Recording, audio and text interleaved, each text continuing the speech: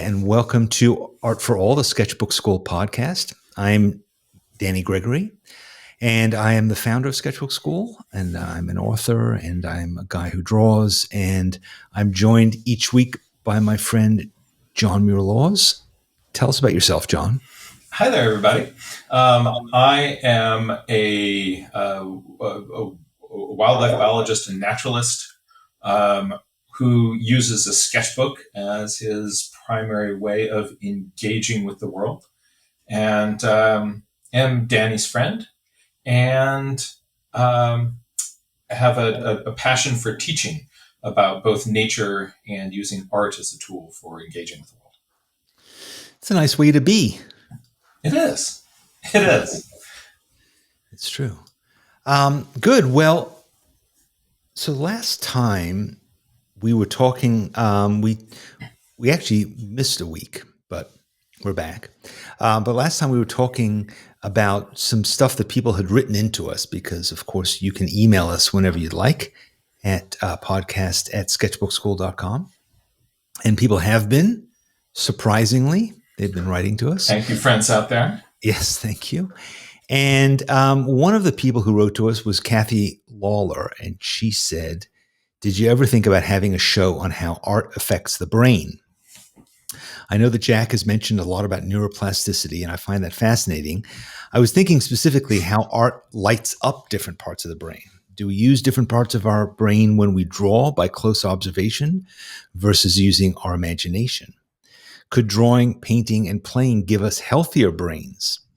Does the sketchbook practice produce different chemicals in the brain like serotonin and dopamine? What about art as therapy? Your sketchbook allows you to recall places, peoples, and experiences. Does that process of remembering through pictures activate areas of our brain involving memory, therefore giving us better overall recall? What about art as meditation? The practice of meditation has been found to improve brain function. Is making art considered meditation? Can our brains become sharper by drawing every day? This information would further back up the fact that keeping a sketchbook decreases stress, makes you happy, and also gives you a better brain." I think the answer is basically yes to all of them, but let's find that out. So rather than putting you on the spot, because, that would be unfair, we'll kind of work our way through this idea and draw from our own experiences as well as from, whatever we may have figured out that science has told us. And we can talk about just the brain in general. How does it affect our art making? What is it doing? What is drawing as a kind of a brain activity? It's all very interesting. So what have you got there? Oh, I've got my own little plastic brain here. Got one of those little, high school biology lab brains that I can take apart. I was starting to, as part of my kind of geeking out and trying to understand how things work, I was looking at brain functions and things and realized I needed a physical model in my hand. So I have my very own plastic brain, which I just love. It feels good. It is attractive, and I'm sure it smells good. Yes, but of course, the people listening to this podcast can't see it, so we will use it as a point of reference. If you're watching this on YouTube, then you will have the added bonus of seeing an actual. That's not your actual brain, though, that you're able to move. It is. That's your brain. Man, if I only had a brain. Wait, that would make a good song. So so you've got a brain, and why don't you use it to tell us about what do you like? Let's talk about what are the elements that go into drawing that the brain is responsible for. So, obviously seeing and moving our hands, those are the kind of the basics, but I imagine a bunch of stuff goes on in between. Wow, this early in the podcast, and I'm already out of my area of expertise. Okay, well, we know that the brain has something to do with seeing. That's right. So we've got a sort of parts of the brain that are involved in our visual cortex, are sort of towards the back of our brain. If you take your hand and you just sort of you rub the spot on your skull, just above where it connects into your neck. You've got a bunch of your visual stuff is processed in that area. Um, there are um, there are also, areas that are dedicated to looking, at specific things, to look at and analyze human faces. It turns out, for our survival, very being able to quickly tell the difference between somebody who's aggressive and angry, um, and a potential threat, versus somebody who is, just has an upset stomach, is important for our Yeah. survival. You got a whole little region in your brain, your fusiform face area, I think it's called, that is processing those sorts of things. So all your visual information has to come in, and there's actually a lot more information that comes in than we can really process.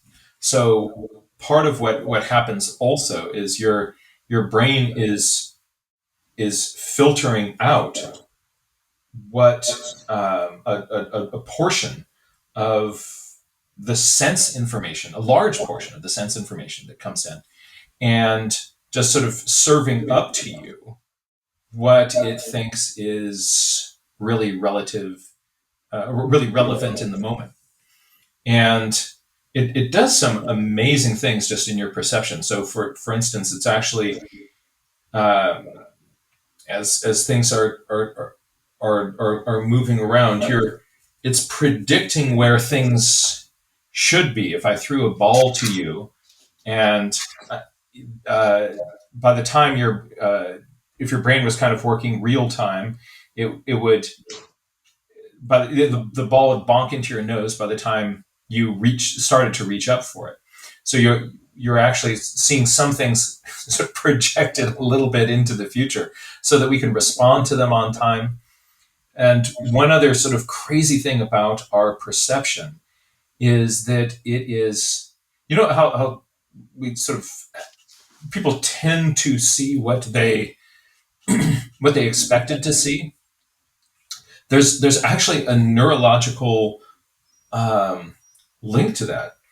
What happens when you look at something, and you see something kind of moving around through the grass, and if your brain goes, wow, I think that's a tiger, then what that message actually goes back um, to the visual center, and makes it look more like a tiger for you. Hmm. And so there's actually this relationship between what you see and the way that you're interpreting things. So you're not just getting the raw data, you're getting perceptions that have already been passed through the filter of what you're expecting to see. Which makes sense in a way. I mean, if you have just little bits of information like seeing the grass moving and having to come to some conclusion about it, you don't want that to take a long time to figure out. And in some ways, it's okay to be wrong in a situation like that. Like, it's better to be overly cautious. So you put together these little fragments of information. Your brain then fills in the blanks, and we see that with drawing a lot. Like, if you do a drawing where you just draw a little part of something. If you drew a face and you drew part of one eye, and you drew, one nostril and those kinds of things, you show it to somebody, they will know that it's a face. They may even be able to recognize who it is. And in some ways, those kinds of drawings are actually really engaging to look at, because you're literally engaging the viewer by saying, here's some bits of information, fill in the rest. And so Yeah. you look at it and you go, okay, this is just a bit of a sketch, but I can see the whole thing in there. And that's actually a way of, rather than saying like, let me spoon feed every piece of data to you, That's right. I'm going to allow you to be a participant in this, and using that function of the brain to your advantage in making more engaging art. Now, the same thing is true of a book. There's what you want to a good author will give you just enough detail so that you can start to build the full pictures in your head, and so that's the reader's share of the work. And if you set them up right, then the reader has this really rich experience because their brain will then fill in all the rest of the details. We do that when we look at pictures too. If the author says, and he was wearing orange socks, and there was a little kind of little fuzzy ridge around the top of the socks, and like you're just like, oh, stop it! Right? This is too much detail that is coming on here, and you kill the story. And we can kill our drawings the same way too. If I try to show you, like, look, there's little hairs here, and look, this little hair here, and here's another little hair here, then it's, instead of getting I want the viewer to fill in part of that themselves. So if I can give the suggestion of something, their imagination it'll fill in the rest. I very often in a sketch, I'll be drawing something and it doesn't look like a mallard duck out there on the water. I was drawing a duck yesterday and it didn't look like a mallard. I drew a line to it and said mallard, and then all of a sudden it turned into a mallard. So that's kind of an extreme way of kind of, helping prompt us to see what we expect to see. And then there's also just the beauty of those sort of the lost and found edges. If part of a form disappears into the dark and then you sort of can pick it up later, or even in a line drawing, that line that has some gaps in it, your brain just puts all that together. Very often those are more exciting, dynamic drawings than the ones that are trying to spell it all out for you. Yeah, I was thinking about this. There was a movie made, I don't know, when was that movie? It was 10 years ago, maybe longer. And it was called Waiting for Hockney, David Hockney.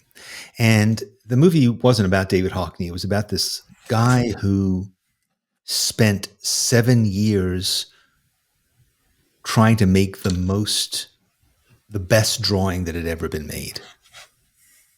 And so what he did is he took a photograph of Marilyn Monroe and he did this big drawing, and this documentary was about him making this drawing. And it was like, and he took this photo of her and the drawing was virtually indistinguishable from the photo. And they made a lot of point about, like, he would wear these sort of like glasses with like magnifying lenses that would click into place on top of it. And he had like special ways of sharpening his pencils so that he got these like really super sharp points. So he's able to get incredibly intense detail.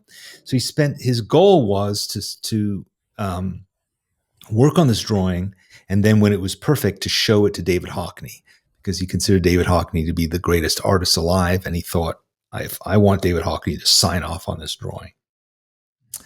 So he works on this drawing, and finally, like, he manages to get a meeting with David Hockney.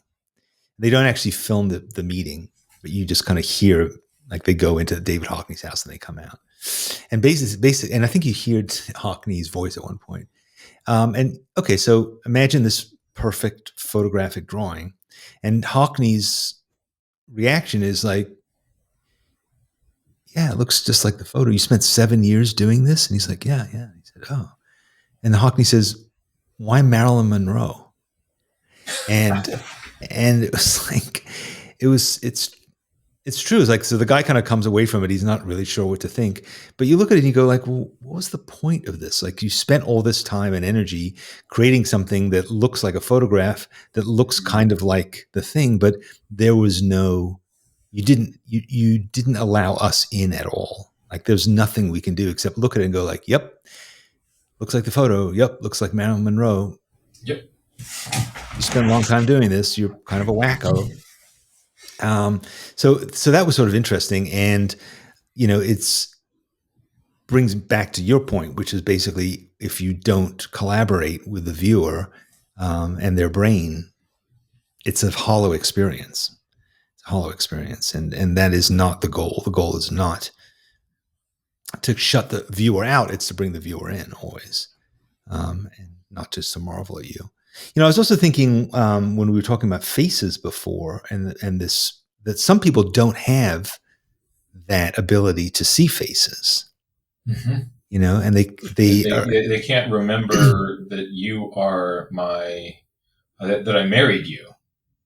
Yeah. Right. Yeah, because they're what happens is their brain can't assemble your features into I guess a piece of data that says this is this person. And like I heard that Chuck Close had that, I think it's called facial aphasia or something like that. And he had it. He couldn't recognize people. And it's thought that that's part of an explanation of how his style of painting.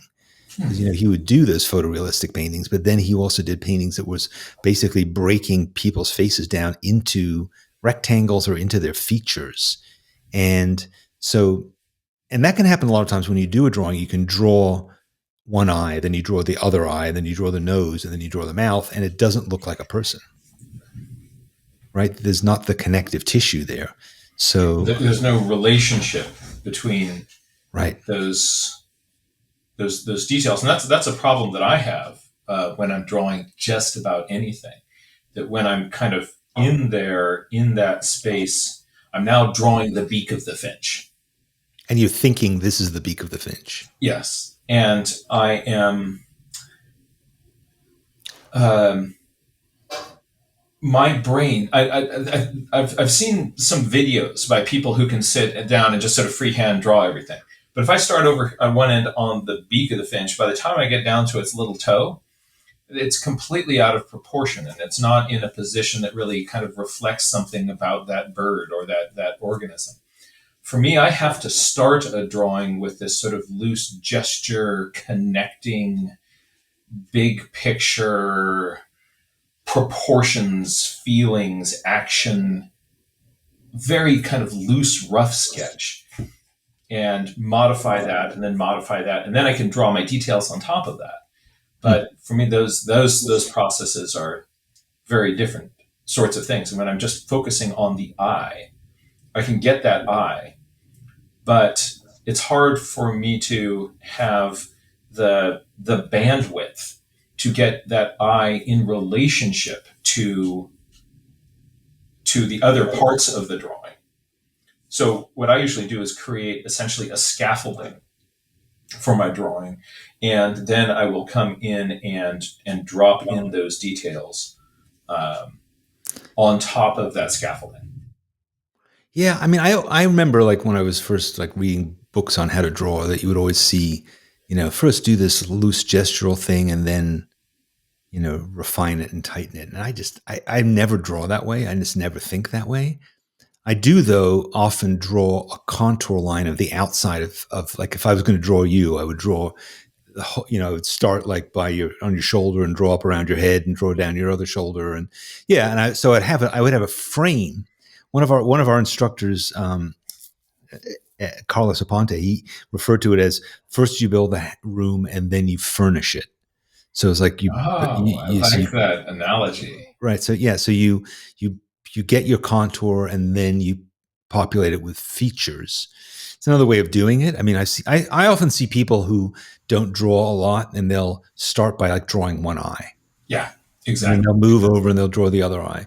And in a way, it's like, first of all, you're starting with dessert because the eyes are the most important part.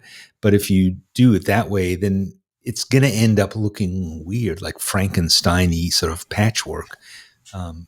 Probably because, I mean, unless you can think of all of the negative spaces or all the spaces, if you can think of like the upper cheek Yeah, with the good luck same on that. intensity. If you can think about that, or the middle of the forehead, and spend as much time and detail and focus on that as you can, the eyeball, then maybe you'll get somewhere. But it's a tough thing to do. Yeah, and we tend to, the parts of something that we're the most interested in, with the part we're the most drawn to, we will tend to render those larger on our page, just because our brain is going like, oh my gosh, look at the, like look at the hand, and so you get these huge hands. Like most drawings that people do of birds of prey have beaks on them that would make a toucan proud, right?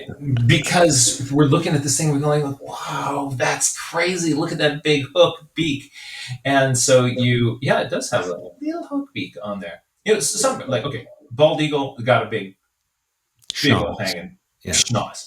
But most of the rest of them, they've got these petite little things with a hook on them.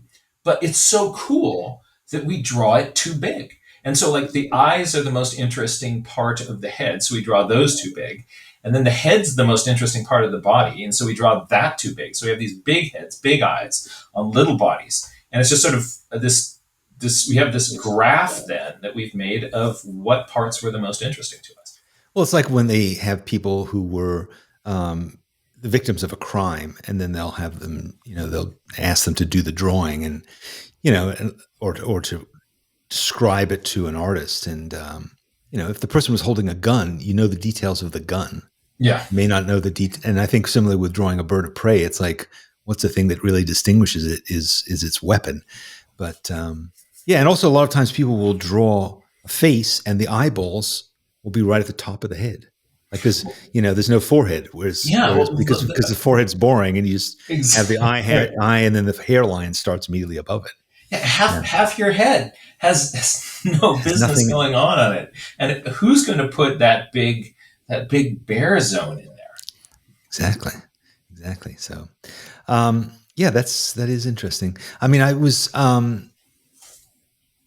looking up some notes I'd taken on brains in preparation for this, and this is interesting. There is documented evidence that for the first few days, babies see upside down.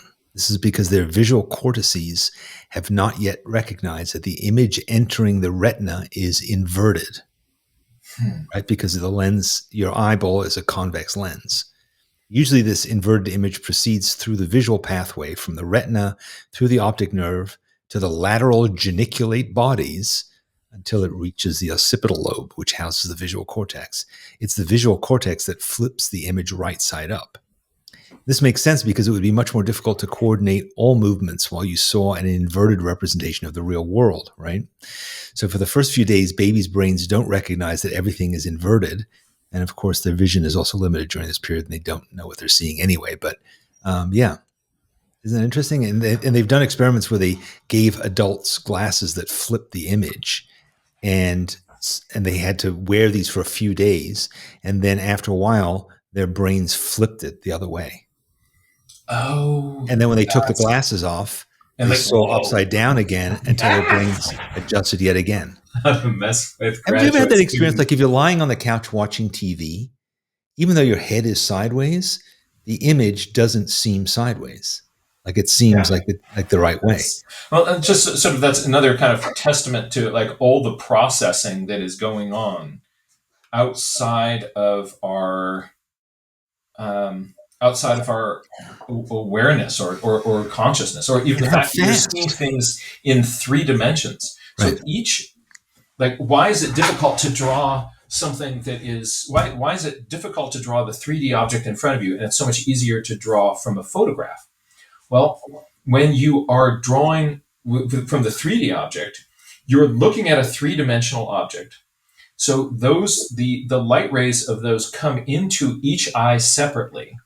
Mm-hmm. And that 3D, each of those will project different 2D images into each brain. So if you close one eye, you're seeing this 2-dimensional world.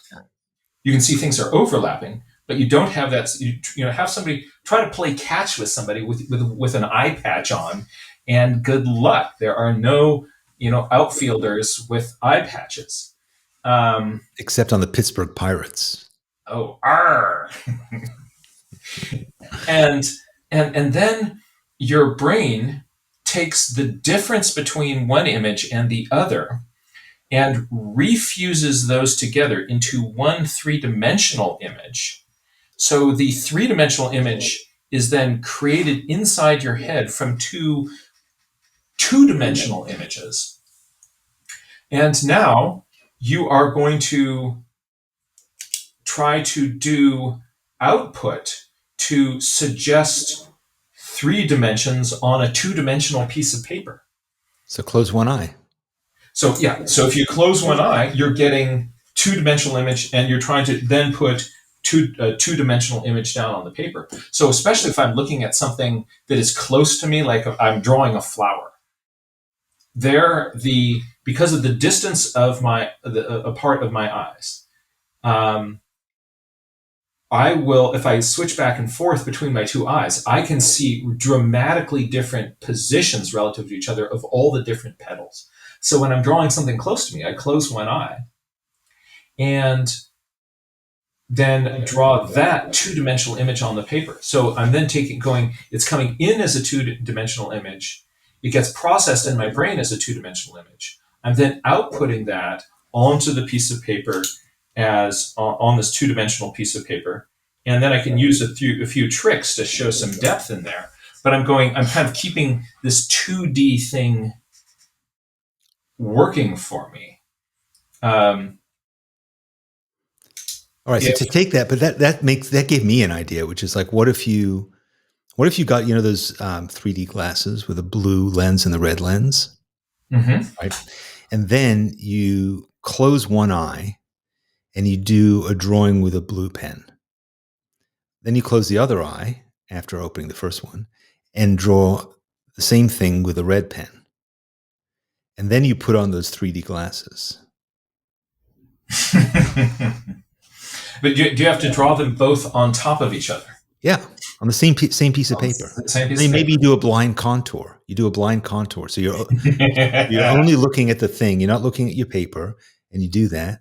And then I'm telling you that I should go to that guy who spent 7 years drawing Marilyn. That might be exactly the kind of idea that would turn him on. Anyway, yes, that would be cool. But I was also thinking, we've all read Betty Edwards' classic book, if you haven't, Drawing on the Right Side of the Brain. And she talks a lot about the development of, particularly in the 60s. That book came out, I think, late 60s, early 70s, right? About stuff that they had discovered about how the brain processes. Brain patients. Yeah. And if you think, because they had people who didn't have connections between the two hemispheres of their brain and stuff. But to me, the most valuable thing about that book, and it's so incredibly valuable that it's really transformed my drawing, I think a lot of people's as well, is she talks about, we have this enormous amount of data coming into our brains, and the way that we process it is we reduce it to symbols. And we have symbols that allow us to say that's a tree, that's a car, that's a person, and we don't really look at it. We've like the things we were talking about before, where you have just a little bit of data and then you fill in the rest of it. Well, what ends up happening is we're dealing with these mental images, these things that we've filled in, rather than dealing with what we actually see. So when it comes time to draw, we are drawing the symbols. That's why if you ask somebody to draw a person, they'll draw a stick figure, because they draw the symbol. And in a way, we can't see. We can't get past this really intense machine that we've built to process this information. We can't look around that unless we train ourselves to see and to slow down and to actually see without symbols. And as soon as you see without symbols, you can draw. You can draw much better because you're drawing what you actually see, and then you're creating something that is really a depiction of the thing without the veil of processing in the middle of it. And I think she does various tricks to help you do that, one of which is to draw to copy a drawing upside down. And when you do that upside down, that's, I guess maybe it's bypassing the visual cortex. Is that possible? I don't know if that's what it's doing, but it's certainly taking away Well, your ability to sort of streamline your thought process. And so when you're drawing something, you're not thinking, I'm drawing an ear, I'm drawing a nose. You're thinking, I'm drawing that line. And if you think I'm drawing a nose, then you think you have a way of drawing noses, or sometimes you don't think you have a way of drawing. I don't know how to draw noses. What does that mean? It means I don't have a good symbol to draw noses. But if you can avoid the symbols and just draw the line, then when you turn the paper right side up, you're astounded by what you've done. So we'd have to do an experiment where we take a newborn baby and give them a right side up drawing and see if they're better at drawing that than an upside down one. We should start. Let's start hanging around maternity wards with art supplies and see what That's happens. right. Yeah, how long until we get thrown out. But yeah, so I don't think it's about bypassing the visual cortex. No, because that wouldn't work at all. Yeah. So you have to kind of take in and process this visual information. But then I think that the upside down picture, exactly like you said, it gets you into, you're now drawing a shape. And that's as opposed to drawing the way you think a nose should be drawn. Right. So that book, like many artists, that one had a huge impact on my on the way I draw. I still use the negative shape and sort of playing with negative shapes. That's my fundamental go-to first line in drawing a bird. I draw the negative shape along its back. Right. And I try to get people who are sort of learning how to draw birds. We start just by petting the bird and kind of looking at what is the angle. Your hand is on the top of its head, coming down the neck there, then you're on the back and out to the tail. And you sort of feel that, then you're trying to transfer that line to paper, and then you can hang the rest of the bird from that line. Mm-hmm. And it feels, just the energy of that bird feels right. Her work is seminal in sort of best practices in drawing. The interesting thing is that research on the split brain sort of hemisphere dominance, that there's you talk about people are right brain, left brain. It's totally wrong. So there are tons of extrapolations from that split brain research that was done, that sort of the split brain in popular culture. You think of somebody, they're right brain, they're left brain. Well, it turns out when you get anybody doing a creative thing or an analytical thing, and you stick them, and they sit in an fMRI, a functional magnetic resonance imaging machine, these things that can watch your brain doing its thing as you're actually alive.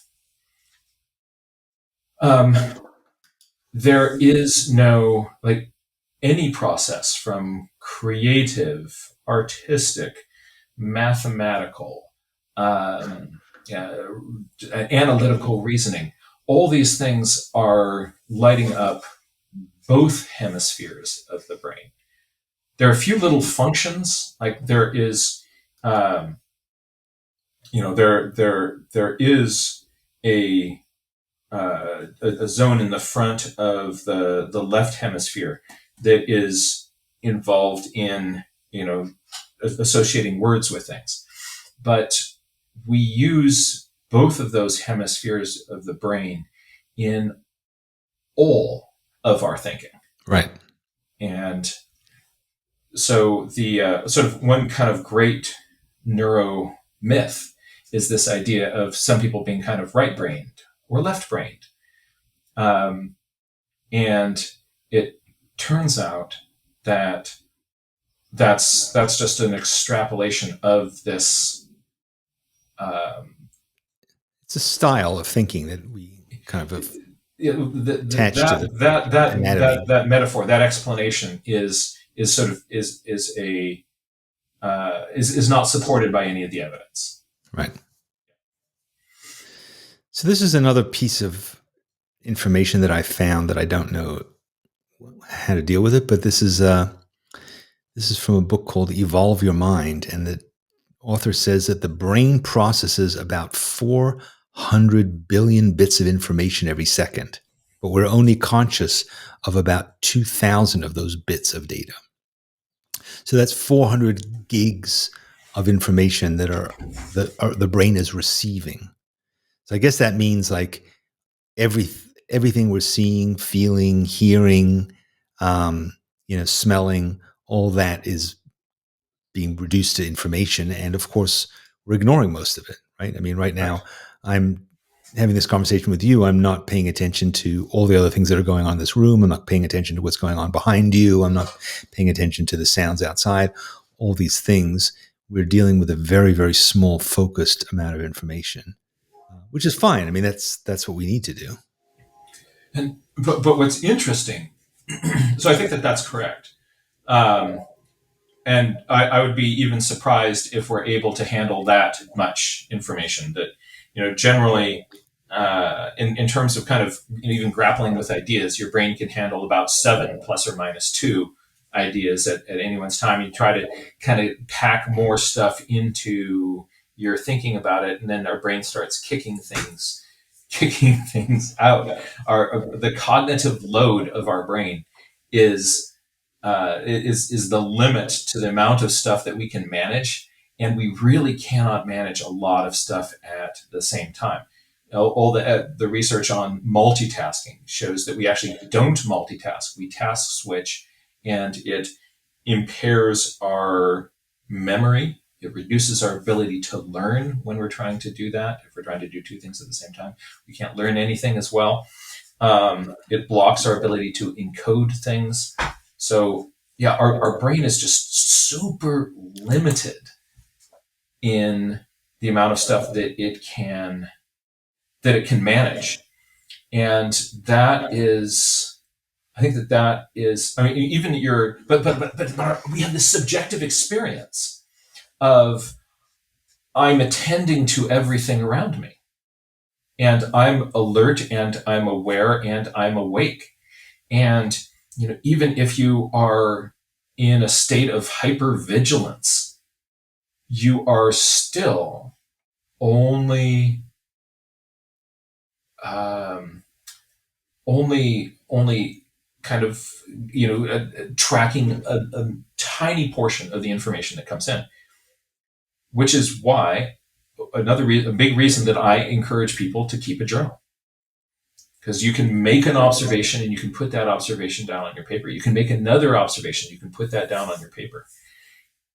You start to collect more observations like that. That piece of paper can hold so much more stuff than your brain is going to be able to hold about that experience. Yeah, it's interesting. I mean, I this is a vague thought that I'm having, but I think the things that we notice are the things that change, right? So if I'm looking at you right now and I see, if suddenly your expression changed, well, that would only be a very tiny part of the data that's coming towards me, but it has significance, so I would notice that change. And I wonder if when we're drawing, we kind of don't want the thing that we're drawing to change. That's always a problem, right? If you're drawing a bird. Yeah, if you're drawing a bird and it moves, right, then suddenly it screws everything up. Like we kind of need to limit the amount of attention. So I wonder if that's what's going on there, is that we find it hard to pay attention to things that are just static. Seems like pretty simple. Yeah. For our survival, tracking movement is huge. Of course, and also as creatures of prey. I mean, what's the term? A predator. That's what you notice, right? You notice a tiny movement in the brush and then That's go right. after it. Yeah. And the phenomenon of change blindness is really interesting. So if you were looking at a screen and all of a sudden a new dot appeared on it, there's a pattern and you changed one little point, everybody who's looking at it would say, oh, you just added a dot there. Oh, you just added a dot there. But if the screen turns black for a second and then flicks back on, and a change has been made during that little interval, we don't see it. Right. Interesting. I mean, when you compress a video file for a computer, right? Mm-hmm. If you take a piece of video and there's a lot of cuts in it or there's a lot of movement in it, basically your computer needs to recompress every single frame. Whereas ideally what it wants to do is only add the data about the change. So basically it's saying in the file, it says all these things remain the same, except this one thing is changing. That's a lot less information that needs to be stored than if every single frame was different, right? Mm-hmm. So you can have two video files that are the same length, and one of them will be way bigger just because of all those changes that happen in it. And so that's sort of an interesting. I mean, obviously our brains aren't computers, but it would seem like a similar kind of thing that we're doing to process information. That's why if you watch something that has too many cuts in it, if you're watching a fast cut movie, commercial or a music video, it can become overwhelming. You can lose yourself because there's just too much information, too much change happening. Yeah, and those kind of tracking those things that move in it are also really important for our survival. Our brains keep track of and actually process differently things that we see around us that our brain interprets as agents or things that are just inanimate and not making purposeful decisions about what they do. But anytime that something is, I think that the description of it is that it's moving in a non-inertial frame. So in other words, it is swimming upstream. So it is, if all the current is going this way and something is going that way, then our brain interprets that little element there as an agent. And we have different parts of our brain for tracking and thinking about those agents. I mean, in general, we want things to remain static, right? I mean, that's for survival. We want things to remain static so they're predictable. We don't invite change. We don't embrace change. And it causes us a lot of anxiety when it happens because we realize how much more, we're going to have to devote to dealing with it. Yeah. Now, as you get older, what happens though? Does your brain become less capable of dealing with noticing these things or with changing? Does from what you know about the brain, does it become less, responsive, and does it become sort of stiff and flexible? I think that what was in thinking about aging and our brain, one of the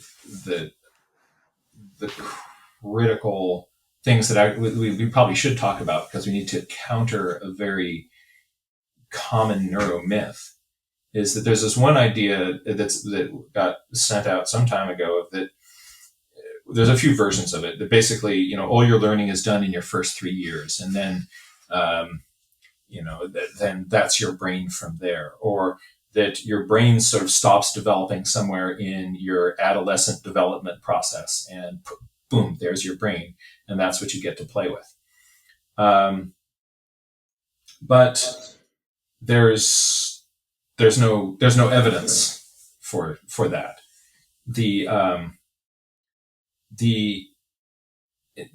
in fact, we have the ability at any age to learn new skills and to develop them to a really high degree of mastery if we're willing to put in the time and the work to do that.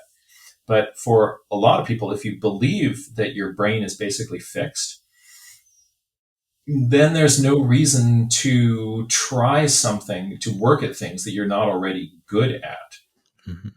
So we have, this is sort of where the kind of growth mindset versus the fixed mindset kind of comes back in on this, is that if you have this fixed mindset about what you can and can't do, then it doesn't make any sense in older age to start drawing, to pick up a new skill. If, on the other hand, you're thinking about your brain as something that changes in response to whatever you do, then you're like, well, I've always wanted to draw, and maybe why don't I throw myself into this? And so there isn't some critical period where you had to have done it by this age. You can start wherever you are, and you can develop these things. The counterpoint to that is that if you do nothing with your brain is expensive meat. Your brain is 2% of your body weight, and it uses 20% of all the calories that you consume. So if your body can prune this down, that's pretty convenient. So the counterpoint to this is that for some people, when they retire, they've been actively before that, they've actively involved in doing whatever they have done in a career. They retire. They withdraw from daily challenges. They withdraw from as much social interaction. And if you've got the fixed mindset, you can't really, you think that you can't really develop any new skills. And so it doesn't make any sense to try to do that. And so they don't take up new activities. And the brain, which has been, has all these synapses for handling these complex social interactions and whatever challenges you've faced during your day, it no longer has to do any of that. It's not having to learn anything else. Your brain starts pruning, and a big portion of what people have termed senile dementia seems to be just the impact of us retreating from the world and reducing the degree to which we engage with others and life. And our brains aren't our brains aren't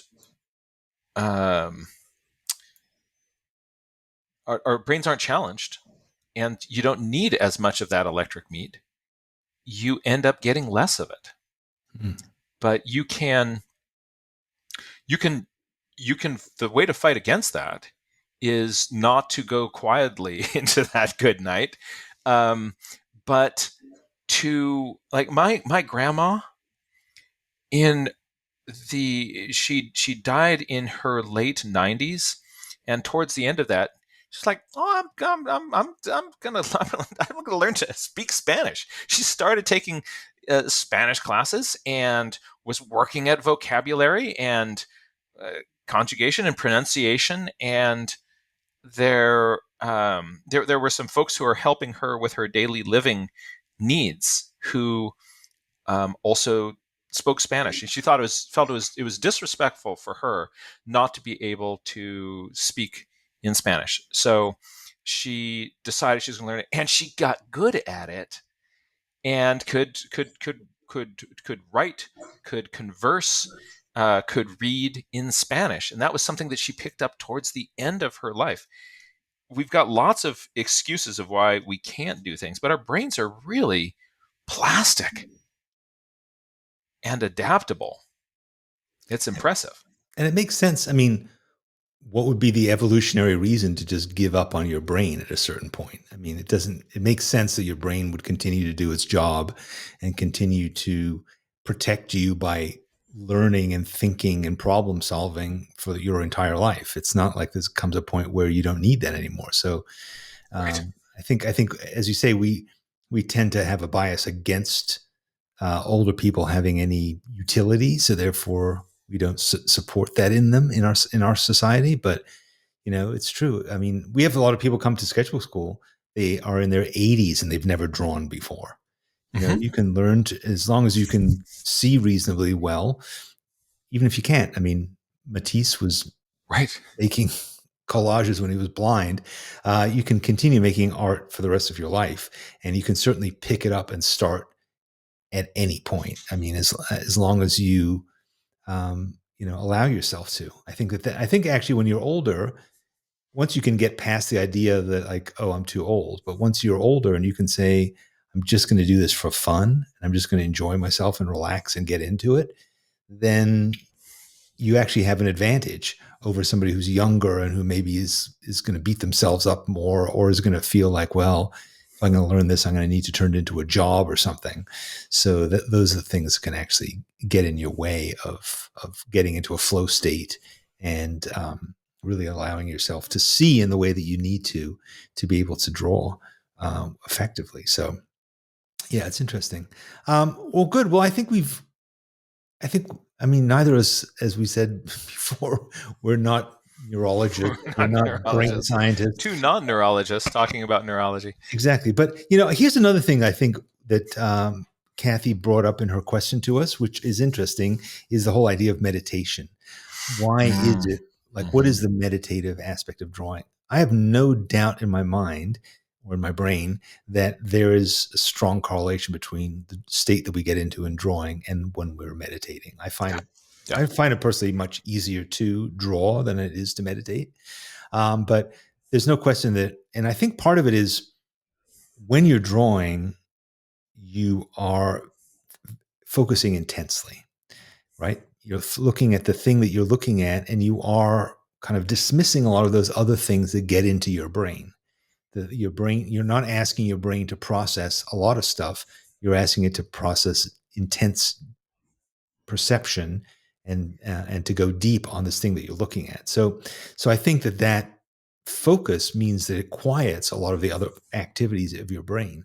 I think if you're allowing your brain to grind away at your daily problems or to interact with all kinds of other things going on in your environment while you're focused and drawing, your drawing is not going to be particularly successful. You're not going to have a great time.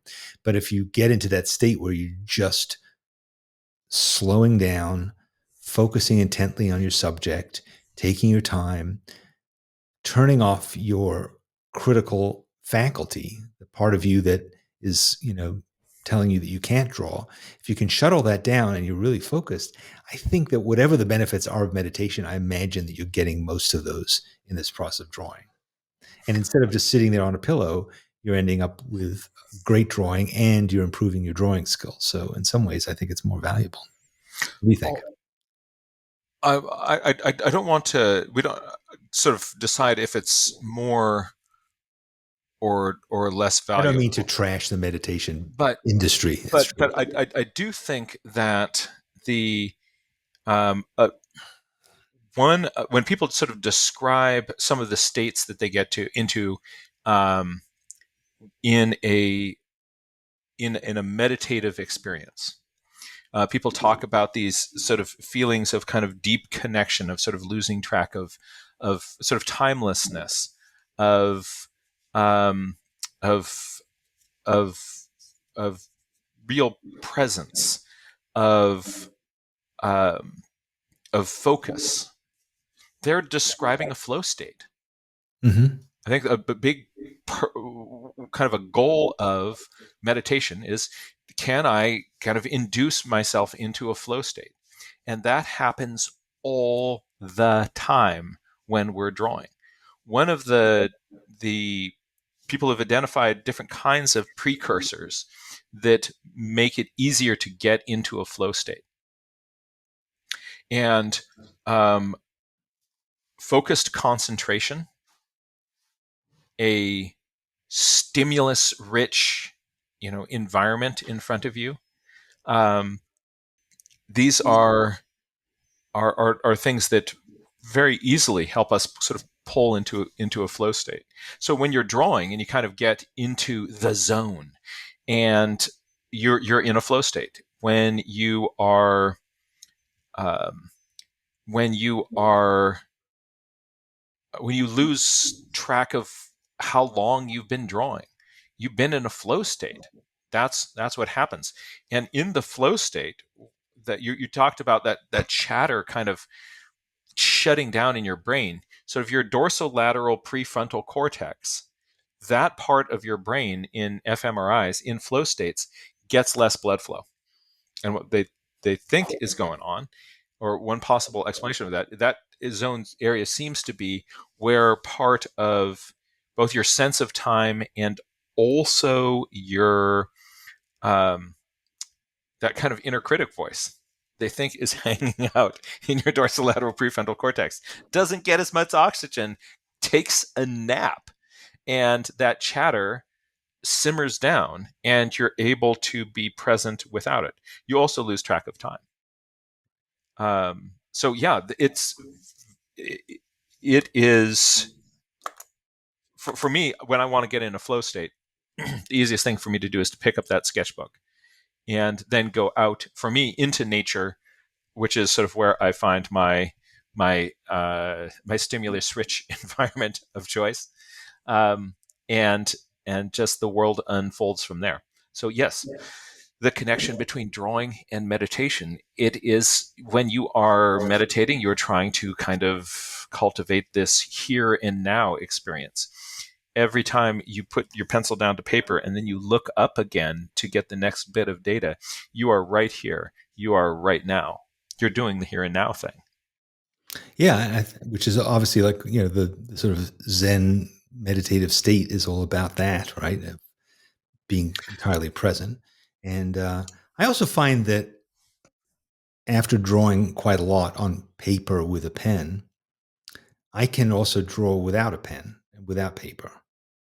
Where I can sit and look at something and go through the mental process of drawing without. It's kind of like not having ink in the printer, so I can just go through that same state and follow, track, look at shapes, and boundaries between shapes and all those kinds of negative spaces. I can look at all that without actually having to draw them. Do you know what I'm saying? I mean, Yeah. yeah. Yeah. So I think, You've you can, trained yourself how to pay attention. or how to get back to that place fairly easily, without having to, make a recording of it. And also, a lot of the research on flow state shows that the more you get yourself into a flow state, the easier it is to get yourself into a flow state. That makes So sense. you're training your brain to kind of click into that. Sometimes, for there are just sort of practices we have of, you open up your sketchbook, you tuck it in under your arm in the way that you always hold it when you draw. The sound of your mechanical pencil or pen clicking, the feeling the tool in your hand.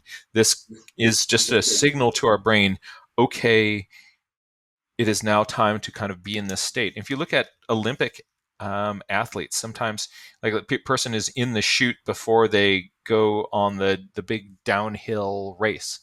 They'll be going through these little motions and kind of tapping their feet in a certain way. Or you'll see people in the kind of, before they run, they just have these little routines that they're doing.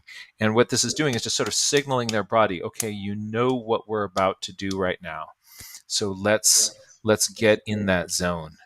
And so by practicing that, you're signaling your brain, okay, now it's time for us to be in the flow. And the routines of journaling can do that for you. But then you also just then have more practice of doing that, and then it's easier for you to do that in any place. Yeah, I think even when you go back and look at your own journals, you're entering into that area, that place, right? It's kind of like going to church, let's say. Just being in the church might put you into that spiritual state of mind. You know, going to the gym and just going through your ritual of putting on your shoes and, you know, warming up, all those kinds of things, you can get into that place. So you end up having a thing in your life, which is the thing of peace and centeredness and presence and all those things, which in our world right now, we don't have a lot of. I mean, we spend so much time in our phones, and our phones are like transportation machines. They take us to some other place. Haven't you ever seen that experience? Like you're in the airport and there's a guy talking on the phone, and he's talking really loudly on the phone. And it's clear like he has no sense of presence of where he is. Like he doesn't realize that like you can like glare at the person, they don't even see you. You know, they can like blunder around. They're talking so loudly, they don't sense that other people. You've, but the same is true when you look at your phone and you're reading an email or you're watching a video or you're doing all those things. You're not here now. You have this little device that is a doorway that transports you somewhere else, Yeah. which is fine, but it also means that you're not here. And you know, your sketchbook is an anchor to here, so that you Oh, right. So I'm you going aren't. to write that down. Your sketchbook. Yeah, Sketchbook. it's it's a reminder of your present, your engagement with the present, even when that present is now past, because these are drawings that you did in the past. It's a reminder of how, of that state of getting into that place with your mind and your full being, that you are present. You are looking at the thing that you're looking at. You can't see everything. You can't see everything in your environment when you're drawing, but you're seeing what you're drawing. You're being present in that That's right. engagement. So you know, that is why, I mean, both of us love to recommend to people that you keep a sketchbook journal, because it isn't about saying I have a time and place for art. It's not like saying one of these days I'm going to take a weekend workshop on watercolor, or one of these days I'm going to build a studio in my house and I'm going to go in there and draw. It's instead saying my art comes with me, and it is with me wherever I am. And I can therefore, you know, record my life. I can be observant. I can be connected. I can be present wherever I am. I don't need a time and place. I don't need to take a class. I don't need an appointment. And I can do it with a pen and a piece of paper. You know, it's virtually free and it's available to everybody. And again, the drawing itself is really secondary to this process of presence.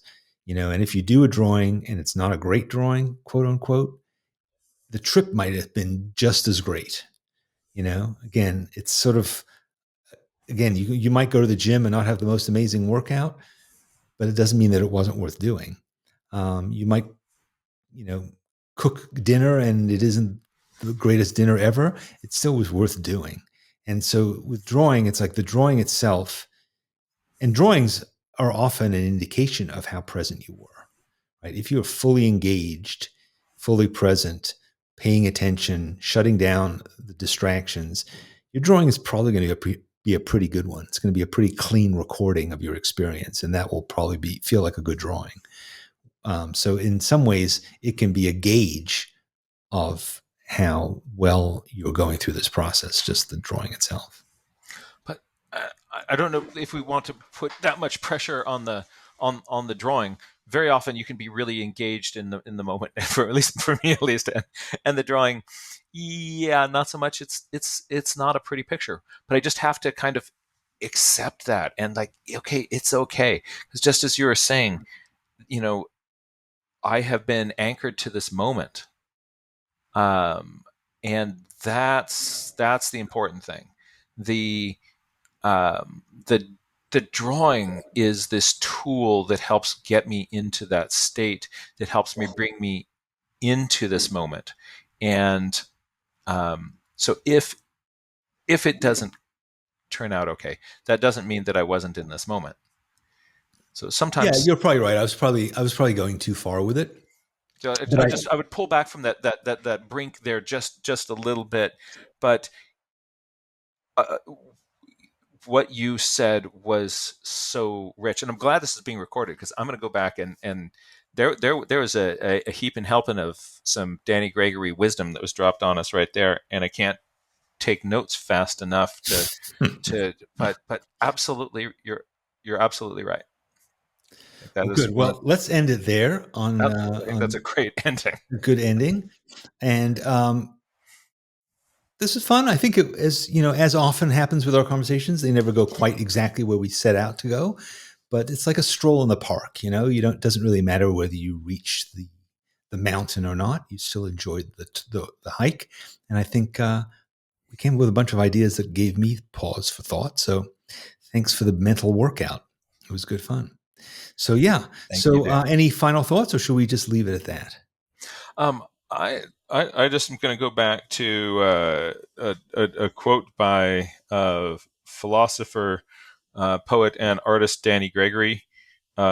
Your sketchbook is an anchor to here. Hopefully not an anchor that drags you down, but yes. Well, and I think that it just remembering the degree to which the more that we embrace this moment, and you see the beauty in it. That's so much that's the formula. That's the tool for living this life, brief as it is, as richly and fully as we can. To pay attention to the details and the fabric of what is real, what is here. And with that, this has been Art for All, the Sketchbook Skool podcast. I'm Danny Gregory with my friend John Muir and his dancing brain. Thank you for joining us. We will see you again next time. Bye-bye. Bye-bye.